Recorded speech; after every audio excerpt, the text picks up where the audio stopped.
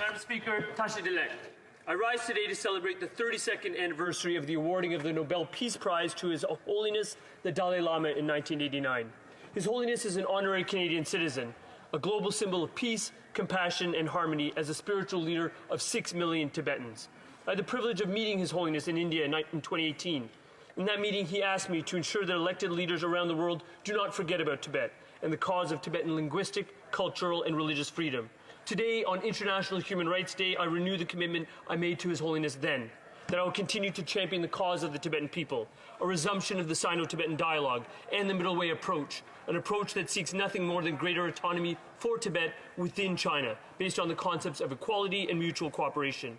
And to His Holiness the Dalai Lama himself, I say, Tujiche, Garinche, for all that you have done, sir, not just for the Tibetan people, but for the global community in promoting the cause of peace and pluralism. Thank you, Madam Speaker.